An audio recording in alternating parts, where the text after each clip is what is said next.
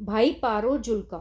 डल्ले गांव का रहने वाला एक जुल्का क्षत्रिय पारो गुरुजी के पास आया और गुरुजी से उपदेश लेकर उनका सिख बन गया। तत्पश्चात गुरु अंगद देव जी की सेवा श्रद्धापूर्वक करके उसने परमहंस की पदवी प्राप्त की। गुरु अंगद देव जी ने इसको प्रचारक स्थापित करके मंजी प्रदान की। वैसाखी का मेला सबसे पहले इसी सिख ने ही दूसरे गुरुजी से आज्ञा लेकर आरंभ करवाया था। गुरुजी के और सिख श्री गुरु अंगद देव जी से भाई शीह, भाई गुजर और भाई धिंगा ने उपदेश लेकर अपने जन्म सफल किए। भाई धिंगा ने इसे प्रकार तन मन से गुरुजी की सेवा की कि इसको ब्रह्म ज्ञान की प्राप्ति और परमहंस की पदवी प्राप्त हुई। भाई दीपा नारायण दास और बूला, यह सिख डल्ले गांव के रहने वाले एक दिन गुरुजी के पास आए और प्रार्थना की कि हमारा जन्म मरण का दुख दूर हो जाए, हमें कोई ऐसा उपदेश दो। गुरुजी ने कहा, ईश्वर की भक्ति किया करो और ईमानदारी से कमाई करके निर्वाह किया करो।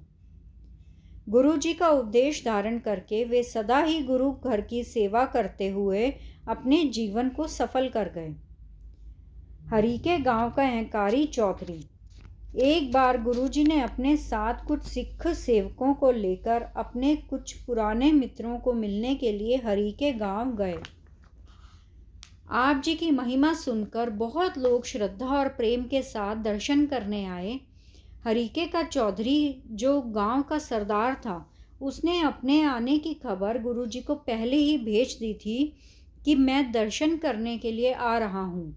तो गुरुजी ने उसके बैठने के लिए एक पीढ़ा रखवा कर उस पर चादर बिछवा दी। जिस समय वह चौधरी आया तो वह पीढ़े पर बैठना अपना निरादर समझकर गुरुजी के पलंग पर ही उन्हीं के साथ सिर की ओर बैठ गया। जब वह बातचीत करके चला गया तो बाद में सिखों ने कहा, महाराज यह चौधरी बड़ा अहंकारी है, जो आप जी से ऊंचा होकर आप जी के साथ ही बैठ गया। गुरुजी ने कहा कि जो बड़ों का निरादर करता है वह छोटा ही रहता है, और जो बड़ों का आदर करता है वह अपने आप ही बड़ा हो जाता है। गुरुजी के इस स्वाभाविक वचन से वह सरदार छोटा होते होते छोटा हो गया।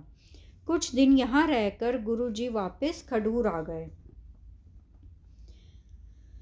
खडूर का मिर्गी रोग वाला शराबी। खडूर का एक चौधरी जो शराब बहुत पीता था, उसको मिर्गी का रोग था। एक दिन उसने गुरुजी के पास आकर प्रार्थना की कि मैंने सुना है कि आप रोगियों के रोग दूर करते हो। मुझे इस बात का विश्वास तब आएगा यदि मेरा मिर्गी रोग दूर हो जाएगा। गुरुजी ने कहा, चौधरी अगर तू शराब पीना छोड़ दे तो तेरा मिर्गी रोग वैसे ही दूर हो जाएगा। यदि तू फिर शराब पीने लग गया तो यह रोग तुझे फिर से लग जाएगा। चौधरी गुरुजी के पास शराब न पीने का प्रण करके चला गया। उसने शराब पीनी छोड़ दी तो उसे फिर मिर्गी न हुई। इस तरह जब कुछ समय बीत गया तो एक दिन उसने फिर शराब पी ली और शराबी होकर वह अपने मकान पर चढ़ गया। मकान के ऊपर से ही गुरुजी की तरफ मुंह करके ऊंची ऊंची बोलकर कहने लगा, गुरुजी आज मैंने फिर से शराब पी ली है, मुझे कोई मिर्गी नहीं हुई। गुरुजी ने कहा, सावधान हो, फिर मिर्गी का रोग तुम्हें लग गया है। तब उसी क्षण ही चौधरी को मिर्गी का दौरा पड़ा। वह मकान की छत से उलट कर नीचे आ गया तथा उसकी मौत हो गई। श्री गुरु अमरदास जी की प्रारंभिक कथा। गांव बासर के जिला अमृतसर में एक तेजभान भल्ल क्षत्रिय रहता था। इन्हीं के घर श्री अमरदास जी पैदा हुए। श्री अमरदास जी जब जवान हुए तो निकटवर्ती गांव में घूमकर सौदा बेचते रहे। आप जी परमेश्वर के भय वाले थे। आप जी अपनी कमाई का सफल करने के लिए साल दर साल संघ के साथ मिलकर हरिद्वार तीर्थ स्थान जाया करते थे। वहाँ स्नान करके पाठ पूजा और पुण्य दान करके अपना नेम पूरा करके वापस अपनी दुकान की कृत पर आ लगते थे। इस तरह करते हुए जब आप जी 20वीं बार स्नान करने के लिए हरिद्वार को जा रहे थे तो रास्ते में मेढ़ी गांव में एक दुर्गा नामक पंडित के घर विश्राम करने के लिए ठहर गए।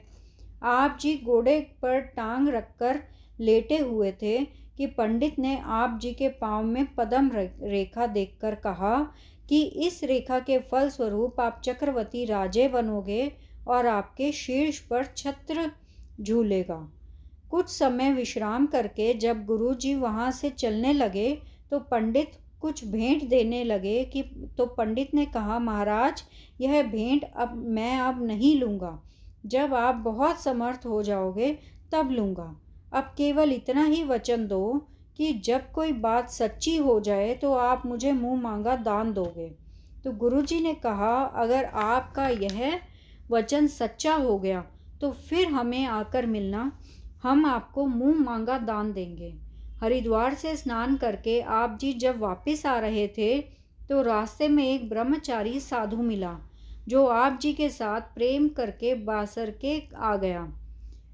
2-4 दिन इकट्ठे रहकर जब संगत करते रहे तो एक दिन ब्रह्मचारी ने पूछा, भक्त जी आपका गुरु कौन है जिससे आपने दीक्षा ली है?